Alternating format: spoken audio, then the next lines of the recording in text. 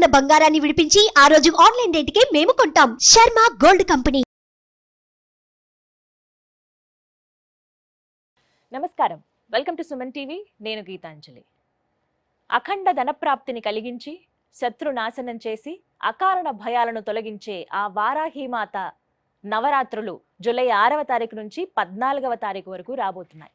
అసలు ఈ గుప్త నవరాత్రులను ఎవరెవరు ఆచరించవచ్చు, అమ్మవారిని ఎలా ఆరాధించాలి, ఏ విధమైన పూజను చేయాలి, ఎటువంటి నైవేద్యాలు అమ్మవారికి సమర్పించాలి, ముఖ్యంగా నవరాత్రులు అంటే 9 రోజుల పాటు ఒక్కొక్క రోజు అమ్మవారిని ఏ విధంగా ఆరాధించాలో మీకు తెలియజేసే ప్రయత్నం చేస్తున్నాం. ఇప్పటివరకు ఈ వీడియో అంటే ఇటువంటి ఇన్ఫర్మేషన్ మీరు ఎక్కడ చూసి ఉండరు. వారాహి అమ్మవారిని ఎలా పూజించాలి ఇవి మాత్రమే మీకు తెలిసి ఉంటుంది. కానీ ప్రత్యేకంగా మీకు చాలా విలువైన సమాచారాన్ని అందించాలనే ఉద్దేశంతో ఈ కార్యక్రమాన్ని ఏర్పాటు చేశాం. అమ్మవారి గురించి అలాగే ఏ విధంగా మనం అమ్మవారిని ఆరాధించాలో ఈ విశేషాలు తెలియచేయడానికి ప్రస్తుతం మనతో పాటు ఉన్నారు ప్రముఖ జ్యోతిష్యులు నందిబట్ల శ్రీహరి శర్మ గురువు గారు. వారితో మాట్లాడి మరిన్ని విషయాలు తెలుసుకుందాం. గురుగారు నమస్కారం అండి. వాగర్థ వివ సంపృక్తౌ వాగర్థ ప్రతిపత్తయే జగతః పితరౌ వందే పార్వతీ పరమేశ్వరౌ. సదాశివసమారంభాం శంకరాచార్య మధ్యమాం అస్మదాచార్య పర్యంతం వందే గురు పరంపరాం. ఆదిత్యాయ చ సోమాయ మంగళాయ బుధాయ చ గురు శుక్ర శనిభ్యశ్చ రాహవే కేతవే నమః. శృంగేరి పీఠాధిపతులకి కంచి పీఠాధిపతులకి నమస్కారములు తెలియజేసుకుంటూ కార్యక్రమాన్ని ప్రారంభిద్దాం. గురుగారు, వారాహి నవరాత్రులు ఇక్కడ అంటే ఎక్కడ విన్నా ఇప్పుడు ఇవే అమ్మవారి గురించే వినిపిస్తోంది. జూలై 6వ తారీఖు నుంచి 14, 15వ తారీఖుతో ముగుస్తున్నాయని చెప్తున్నారు. అయితే అమ్మవారి ఉగ్రదేవత, ఆవిడ్ని పూజించే విధానం చాలా ప్రత్యేకంగా ఉంటుంది. పూజ చేయాలంటే ఇన్ని నియమాలు పాటించాలని రకరకాలుగా అందరూ చెబుతూ ఉన్నారు. అయితే మీరేమైనా చెప్తారు? ప్రధానంగా అమ్మవారిని అసలు ఎలా పూజించాలి? అమ్మవారు ఉగ్రదేవత కాబట్టి శాంతించే రకంగా పూజ చేయాలా, ఇంట్లోనే పూజ చేసుకోవచ్చా, కేవలం ఆలయాల్లో చేయాలా, ఇంట్లో చేస్తే ఎలా చేయాలి, అసలు ఎవరు పూజను ఆచరించాలి, మహిళల పురుషుల, ఇలా ఎన్నో సందేహాలు ఉన్నాయి. వాటిని నివృత్తి చేయగలరు? తప్పకుండానమ్మా. వీక్షించేటువంటి సుమన్ టీవీ ప్రేక్షకులుగా గమనించాల్సిన అంశం ఏంటంటే, ఈ కార్యక్రమంలో వారాహి అమ్మవారి యొక్క సమగ్రమైనటువంటి వివరణ మీకు అందివ్వడం జరుగుతుంది. ఇంతవరకు సుమన్ టీవీ ప్రేక్షకులు చాలా అదృష్టవంతులు అని చెప్పవచ్చు. ఎందుకనంటే ఇంతవరకు ఏ ప్లాట్ఫామ్ మీద కూడా సోషల్ మీడియాలో చాలా విషయాలు చెప్పుకోలేదు. కానీ మనం ఈ కార్యక్రమంలో అమ్మవారికి సంబంధించినటువంటివి చాలా విషయాలు మనం తెలుసుకోబోతున్నాం. అమ్మవారికి ఇప్పటి వరకు మీరు కని విని ఎరగనటువంటి, అనగా చాలా పురాణాల్లో రహస్యోక్తంగా అమ్మవారిని పూజించిన వారు ఏ ఏ పదార్థాలతో పూజించారు, నైవేద్యం పెట్టారు, ఏ విధంగా అర్చన చేసుకున్నారు, ఏ ఏ విధంగా అమ్మవారిని ఉపాసన చేశారు, ఎటువంటి ఫలితాలు పొందారు అనేటువంటి విషయాన్ని ఈ రోజున నాకు అమ్మవారు పలికించినటువంటి జ్ఞానాన్ని వీక్షించే ప్రేక్షకులు, మన సుమన్ టీవీ ప్రేక్షకుల కోసం తెలియచేస్తున్నానమ్మా. ఇక్కడ ప్రధానంగా వారాహి దేవత అమ్మవారు ఎవరు అనంటే భండాసురుడిని సంహరించడం కోసమై అమ్మవారు సృష్టించినటువంటిది. అంటే లలిత అమ్మవారి స్వరూపమే దుర్గా, రాజశ్యామల, దండనాయిక ఈ వారాహి అమ్మవారు. ఈ వారాహి అమ్మవారికి సంబంధించి అంటే మనకు వరాహ రూపంలో మనకు స్వామి మనకు తెలుసు, వరాహ స్వామి అని. స్త్రీ రూపముగా వారాహి అంటే ఇక్కడ మీరు గమనించాల్సిన అంశం ఏంటంటే లక్ష్మీనారాయణ స్వరూపం, లక్ష్మీ స్వరూపం అమ్మవారు. విష్ణు భగవానుడు వరాహం అయితే లక్ష్మీ స్వరూపము వారాహి. అందుకే అమ్మవారికి లక్ష్మీ సహస్రనామాల్లో వారాహి, ధరణి, ధ్రువ అనే సహస్రనామాల్లో ఒక పేరు. కాబట్టి సాక్షాత్తు లక్ష్మీ స్వరూపము వారాహి అమ్మవారు. ఈ అమ్మవారిని కొలిచినటువంటి వారికి శత్రు నిర్మూలన, కోర్టు కేసులు నివారించడం, ముఖ్యంగా ధైర్యం వస్తుంది.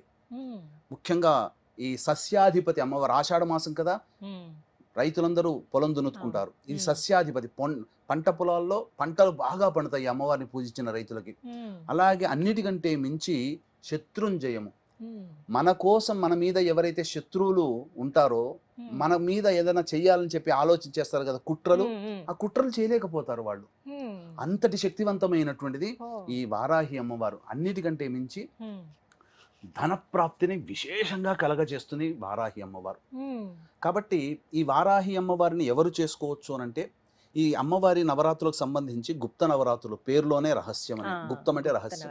కాబట్టి ఒకప్పుడు కేవలం ఉపాసనా పరులైనటువంటి వ్యక్తులు మాత్రమే చేసుకున్నటువంటి యొక్క వారాహి నవరాత్రులు ఇప్పుడు సామాన్య బాహుళ్యంలోకి వెళ్ళింది.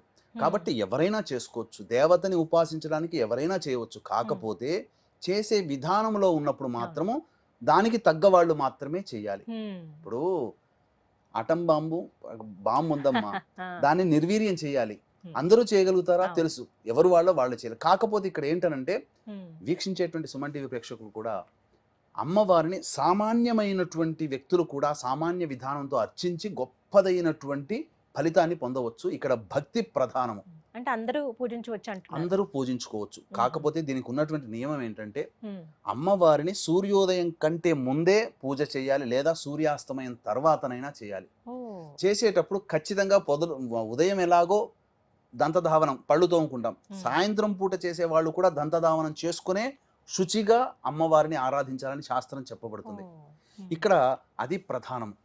అయితే ఇక్కడ ఉద్యాపన 14వ తారీఖు చేసుకోవచ్చా, 15వ తారీఖు చేసుకోవచ్చా అనేటువంటి ఆలోచన కూడా ఉంది. 14వ తారీఖు రోజున సూర్యోదయానికి అష్టమి ఉంది, సూర్యాస్తమయం తర్వాత నవమి వస్తుంది. సాయంత్రం పూట పూజ చేసుకునే వాళ్ళు 14వ తారీఖుకి ఉద్యాపన చేసుకోవచ్చు. ఉదయం పూట పూజ చేసుకునే వాళ్ళు 15వ తారీఖు రోజున పూజ చేసుకోవాలి. ఇక్కడ స్త్రీ పురుషులు ఎవరైనా చేయవచ్చునమ్మా. అయితే ఇక్కడ ఈ రోజున మనం చెప్పుకోబోయేటువంటి వారాహి సంబంధించినటువంటి దాంట్లో వీక్షించేటువంటి సుమన్ టీవీ ప్రేక్షకులు కూడా ఏమాత్రం కూడా ఈ కార్యక్రమాన్ని స్కిప్ చేసుకోకండి, మిస్ అవ్వకండి. ఎందుకనంటే 9 నవరాత్రులలో 9 రోజుల పాటు సుమన్ టీవీ వాళ్ళు మీకు చక్కటి వివరణని ఇవ్వడానికి ప్రయత్నం చేస్తున్నాం. కాబట్టి ప్రతిరోజు అమ్మవారికి ఒక్కొక్క వారాహి రూపం ఉంటుంది. అంటే ఉదాహరణ చెప్పాలి అని అంటే ఉన్మత్త వారాహి, ధూమ్ర వారాహి, బృహత్ వారాహి, శ్వేత వారాహి, వార్తాళి వారాహి, దండని వారాహి, కిరాత వారాహి, ఇలా 9 రకాలైనటువంటి వారాహి దేవతలు ఉన్నారు. కాబట్టి ప్రతిరోజు ఒక్కొక్క రోజు ఒక్కొక్క అమ్మవారిని ఎలా కొలుచుకోవాలి. మొదటి రోజున అమ్మవారు ఏ రూపంలో ఉంటుంది, ఆ రూపాన్ని ధ్యానం చేసుకుంటూ ఆ అమ్మవారిని స్తుతించుకుంటూ పూజ చేయండి. పూజా విధానం కూడా మనం తెలియజేద్దాం. అలాగే రెండో రోజు అమ్మవారిని ఇలా ధ్యానం చేసుకొని పూజ చేయండి. రెండో రోజు ఎటువంటి ఫలితాలు కలుగుతాయి, మూడో రోజు పూజ చేస్తే ఎటువంటి ఫలితాలు, ఇలా 9 రోజులు పూజ చేస్తే మానవుడి యొక్క సకలాభీష్టాలు తొలగిపోవడానికి ఈ అమ్మవారి యొక్క నవరాత్రులు చాలా మేలు చేస్తుందని చెప్పవచ్చు. ఇక మనం వివరాల్లోకి వెళ్ళినట్లయితే ప్రధానంగా ఈ అమ్మవారిని గర్భవతులు చేసుకోవచ్చు అనే ఆలోచన కూడా ఉంటుంది. అయితే కొన్ని ఆచార ప్రకారం అమ్మ 5వ నెల పడిన తర్వాత పురిటి సూతకంతో సమానం, కొన్ని ఆచారాల ప్రకారం 7వ నెల పడిన తర్వాత పురిటి సూతకం సమానం. కాబట్టి దీన్ని మీ యొక్క ప్రాంతీయ ఆచారాన్ని దృష్టిలో పెట్టుకొని మీరు ఈ గర్భవతులైన వాళ్ళు కూడా ఈ విధంగా ఆచరణ చేసుకోవచ్చు, మైల రానంత వరకు. ఇక పురుషులకు కూడా ప్రత్యేకంగా ఉన్నటువంటి అమ్మవారు కూడా ఉంది వారాహిలో. ఆ రోజున పురుషులు చేస్తే విశేషమైన ఫలితం వస్తుంది. కాబట్టి అవన్నీ వివరాలు మొదటి రోజు, రెండో రోజు ఇలా మీకు ఒక సిరీస్, 9 రోజుల సిరీస్ గా మీ యొక్క కార్యక్రమం అనేటువంటిది ఉంటుంది. కాబట్టి వీక్షించేటువంటి ప్రేక్షకులు గమనించగలరు. మొత్తం ఎన్ని అలంకారాల్లో కనబడతారు? అన్ని అలంకారాలు అమ్మ మొత్తము 10 రోజుల పాటు చేసుకోవాలి. 9 రోజుల పాటు 9 రకాలైనటువంటి నైవేద్యాలు పెట్టుకోవాలి, 9 రకాలైనటువంటి అర్చనలు ఉంటాయి. అలాగే అంటే మానవులందరూ చేసుకునేదే. అన్నిటికంటే ప్రధానమైనటువంటిది భక్తి ఇక్కడ. అయితే చాలా మంది విగ్రహం పెట్టుకోవచ్చా లేకపోతే ఫోటో పెట్టుకోవచ్చా అంటారు. ఫోటోనే పెట్టుకోండి అమ్మ. విగ్రహం పెట్టుకుంటే ఆ విగ్రహానికి తగ్గట్టుగా చేసుకోవాలి. ఇంకో కొంతమంది అఖండ దీపం పెట్టుకోవచ్చా, మామూలు దీపం పెట్టుకోవచ్చు అంటే 9 రోజులు కాపాడగలిగేటువంటి శక్తి ఉంటే 9 రోజులు అఖండ దీపం పెట్టుకోండి, లేదా సామాన్యంగా దీపారాధన చేసుకోవచ్చు. దీపారాధన కూడా ఏ విధమైనటువంటి దీపారాధన చేసుకోవాలో మనం తెలుసుకుందాం. ఇంకా చెప్పాలి అని అంటే ఇక్కడ ప్రధానంగా అమ్మవారికి ధూపం అంటే చాలా ఇష్టం. కాబట్టి ఏ ఏ పదార్థాలతో ధూపం చేస్తే అమ్మవారు సంతోషపడుతుందో కూడా మనం ఈ కార్యక్రమంలో చేసుకుందాం. కాబట్టి ఈ యొక్క వారాహి అమ్మవారి యొక్క అనుగ్రహం అందరికీ అందించాలనేటువంటి ఒక సదుద్దేశంతో ఈ వారాహి అమ్మవారిని అందరూ పూజ చేసుకుంటారమ్మా.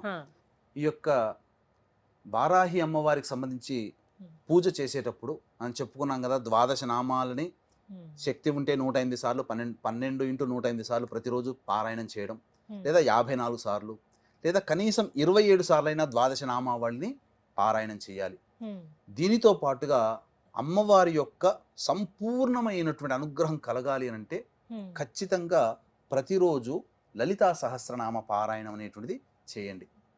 గురుగారు, హోమం నిర్వహిస్తున్నామని చెప్పారు జూలై 15వ తారీఖున, ఆ వివరాలు తెలియచేయండి. జూలై 15వ తారీఖు రోజున ఈ వారాహి సంబంధించి భగవంతుడు అనుగ్రహిస్తే 9 రకాలైనటువంటి వారాహి అమ్మవారి యొక్క హోమాది కార్యక్రమాలు చేయించడం జరుగుతుంది. లేదా ఖచ్చితముగా వారాహి అమ్మవారి హోమము ప్రత్యంగిర హోమము, బగళాముఖి హోమము, రాజశ్యామల హోమములు ఖచ్చితంగా కేవలం 1500 రూపాయల రుసుముకుతో ఈ యొక్క హోమాది కార్యక్రమాలు జరిపించడం జరుగుతుంది. ప్రధానంగా ఆ 15వ తారీఖు రోజున రాత్రి 9 గంటలకి కార్యక్రమం ప్రారంభమవుతుంది. కాబట్టి వీక్షించేటువంటి సుమన్ టీవీ ప్రేక్షకులు సాయంత్రం 7 లోపల వరకు కూడా గోత్రనామాలు నమోదు చేసుకునే అవకాశం ఆ 15వ తారీఖు రోజున 15వ తారీఖు వరకు కూడా ఉంటుంది. అవకాశం ఉంటే ముందుగానే ఈ యొక్క కార్యక్రమం చూసినప్పుడు వెనువెంటనే చేసుకోవాలనే సంకల్పం ఉంటే వెనువెంటనే చేసుకోండి. ఈ హోమంలో పాల్గొనడం ద్వారా శత్రునాశనం జరుగుతుంది, ధనప్రాప్తి కలుగుతుంది, ఉద్యోగం లభిస్తుంది, కోరిన కోరికలు లభిస్తాయి. ముఖ్యంగా భూగృహ వసతులు ఈ అమ్మవారిని పూజించడం ద్వారా కలుగుతుంది. సకల సంతోషాలు కలుగుతాయి. ముఖ్యంగా భయముతో కూడుకున్నటువంటి జీవితం మన నుంచి వెళ్ళిపోతుంది.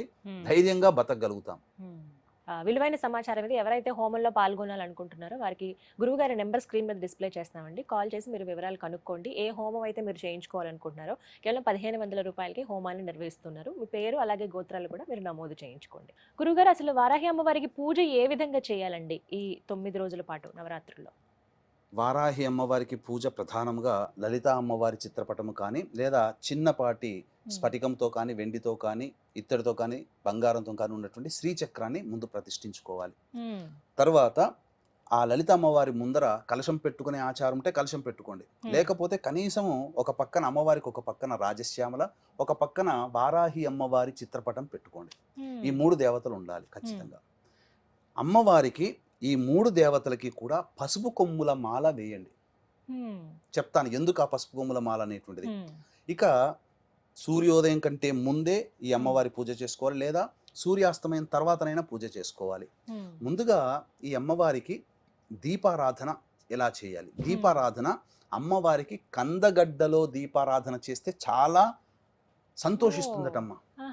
కాబట్టి కందగడ్డ దొరుకుతుంది కదా, దానిపైన చక్కగా కడిగి దానిపైన కొద్దిగా చెక్కు తీసేసి దాంట్లో మన దీపపు కుంది ఎలా ఉంటుందో ఆ విధంగా కందగడ్డను చేసుకోవాలి, కొంత తీసేసుకోవాలి. అందులో ఇప్ప నూనెతో కనుక అమ్మవారికి దీపారాధన చేస్తే ఇంకా సంతోషిస్తుందట. కాబట్టి విప్ప నూనెతో దీపారాధన చేయండి. చేసిన తర్వాత ఈ అమ్మవారికి ప్రధానంగా నీలి రంగు ఆవాహన చేసుకుంటారు కదా, అర్చన అవన్నీ చేసుకుంటారు కదా. ఈ అర్చనలో భాగంగా నీలి రంగు పుష్పాలతో కానీ, అంటే నీలి రంగు చామంతి, శంఖపుష్పి నీలి రంగు, లేదా ఈ విప్ప పూలతోనైనా కానీ అర్చన చేస్తే అమ్మవారు చాలా సంతోషిస్తుందట. ఇక ప్రధానంగా గమనించుకున్నట్లయితే నైవేద్యాలలో ఏం నైవేద్యాలు పెట్టాలని చాలా మంది అంటుంటారు. ఈ అమ్మవారికి బెల్లం పానకం అంటే మహా ఇష్టం. కాబట్టి బెల్లం పానకం, నువ్వులతో చేసిన లడ్డూలు, అందున ఇలాచి ఆవు నేతితో చేసిన నువ్వుల లడ్డూలు పెట్టాలి. ఎర్రటి పండ్లు అంటే దానిమ్మ పండ్లు పెట్టాలి. ముఖ్యంగా ఒక చిన్న పాత్రలో తేనె నైవేద్యంగా పెట్టాలి. ఇవన్నీ 9 రోజుల పాటు చేసుకోవాలి. ఇవన్నీ 9 రోజుల పాటు మీరు వస్తు భాండాగారాలని తెలుసుకోవాలి. ఇక ఈ అమ్మవారికి రథం పేరు కిరిచక్రం.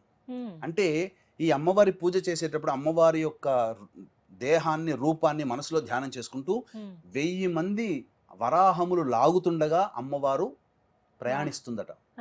అందుకని ఈ అమ్మవారికి కిరిచక్రం అనేటువంటి పేరు. ఇక ఈ అమ్మవారికి విశ్వేశ్వరుడే ప్రతిష్ఠించడం, కాశీ విశ్వేశ్వరుడే వింధ్యాచలంలో ప్రతిష్ఠించాడు. కాబట్టి అంతటి అమ్మవారు ఈ వారాహి నవరాత్రులతో పాటు బాగా ఉపాసన చేసుకుంటే రేవతి నక్షత్రం వచ్చినప్పుడు ఈ అమ్మవారిని పూజ చేస్తే విశేషమైనటువంటి ఫలితం కలుగుతుంది. ఇది ఈ యొక్క విధానంగా చేసుకోవచ్చు. అయితే ఈ వారాహి అమ్మవారికి ధూపము అనంటే చాలా ఇష్టం. ఏ ఈశ్వరుడికి అభిషేకం అంటే ఇష్టం, వెంకటేశ్వరుడికి పుష్పార్చన అంటే ఇష్టం.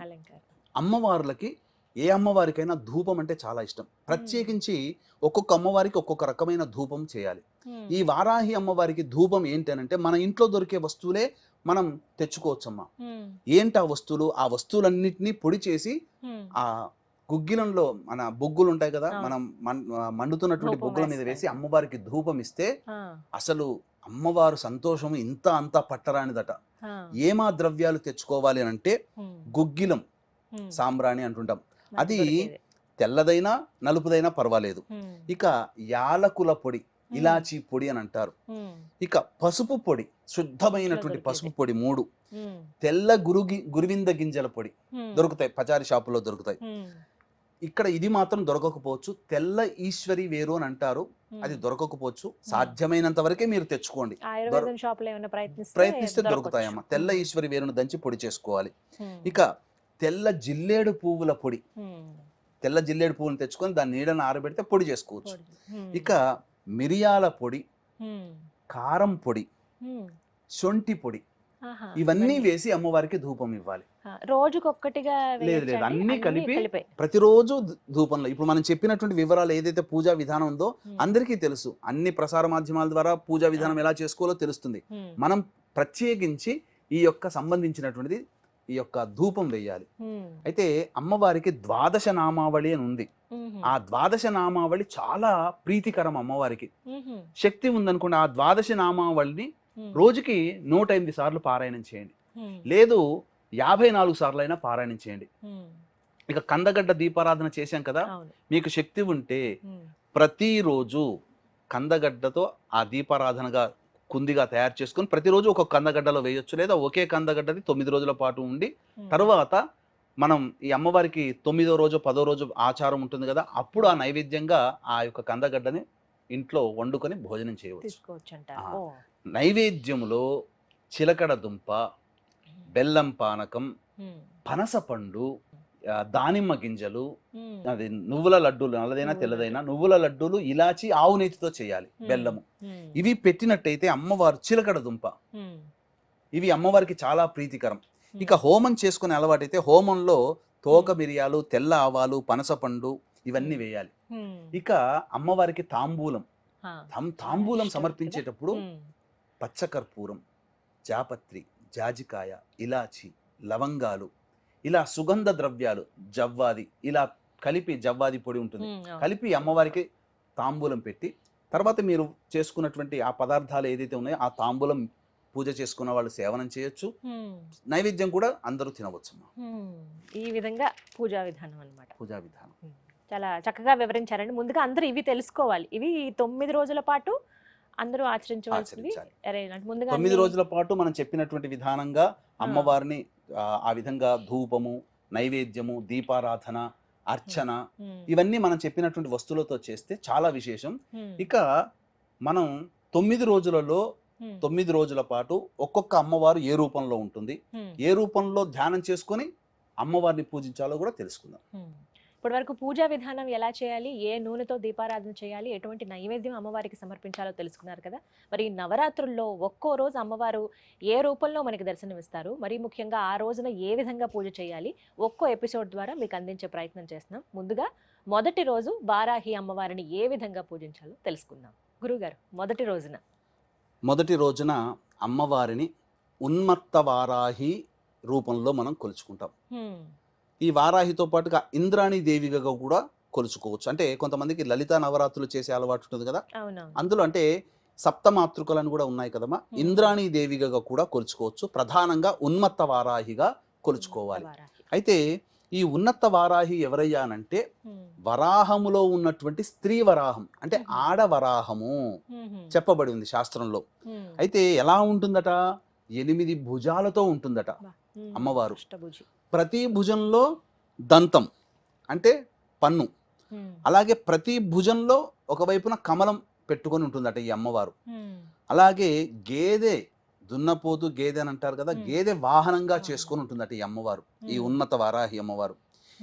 ఈ అమ్మవారికి నైవేద్యం ఏంటనంటే మనం ఇంతకు ముందు చెప్పుకున్నాం కదా, తేనె, పనసపండు, బెల్లం పానకం, దానిమ్మ గింజలు, అలాగే నువ్వులతో లడ్డూలతో చేసినటువంటి, ఇలాచితో కలిపి, ఆవు నెయ్యితో కలిపినటువంటి నువ్వుల లడ్డూలు, చిలకడ దుంపలు, కందగడ్డ, ఇవన్నీ నైవేద్యంగా పెట్టారు కదా. వీటితో పాటుగా మీకు శక్తి ఉంటే మొదటి రోజున పాలతో చేసిన నైవేద్యం పొంగలి నైవేద్యంగా పెట్టాలి. అయితే ఇక్కడ ఈ అమ్మవారి యొక్క శక్తి ఎంతటిదనంటే, ఈ అమ్మవారిని ఉన్మత్త వారాహిగా మొదటి రోజు పూజ చేసుకునేటువంటి వాళ్ళకి ఆ అమ్మవారు ఎన్ని కష్టాలు వచ్చినా విడిచిపెట్టదటమ్మా, వెన్నంటే ఉంటుంది, నీడలా వెన్నంటే ఉంటుందట. కాబట్టి ఆటంకాలు, ఆపదల నుంచి ఈ ఉన్మత్త వారాహిగా రూపంగా అమ్మవారిని భావించి పూజ చేసుకున్న వాళ్ళకి ఆటంకాలు, ఆపదల నుంచి రక్షిస్తుందట, జీవితంలో స్థిరత్వాన్ని ఇస్తుందట, శాంతిని కలిగిస్తుందట, ధనవంతులను చేస్తుందట, ధైర్యాన్ని ఇస్తుందట, శత్రు నాశనాన్ని కూడా చేస్తుందట. అంటే ఇక్కడ ఇన్ని రకాలుగా. మనిషి శత్రు నాశనం కాదమ్మా. ఉమ్, మన మీదకి ఎవరైనా కానీ శత్రుభావంతో ఉండి మనకి ఏదైనా కుట్రలు చేసే వాళ్ళు ఉంటారు కదా, ఆలోచన. లేదా ప్రయోగాలు చేసే వాళ్ళు ఉంటారు, వాళ్ళ ఆలోచన ఆగిపోతుంది ఉమ్, అంతే తప్ప మనిషిని ఇక్కడ విశేషంగా ఈ పూజ చేసినప్పుడు ఎవరికో ద్రోహం జరగాలనే పూజ జరగకూడదు, మనకు మంచి జరగాలనే అంతే భావంతో కదండి. పూజ చేసుకుంటే ఆ, తప్పకుండా ఉమ్, వీరికి మంచి జరుగుతుంది.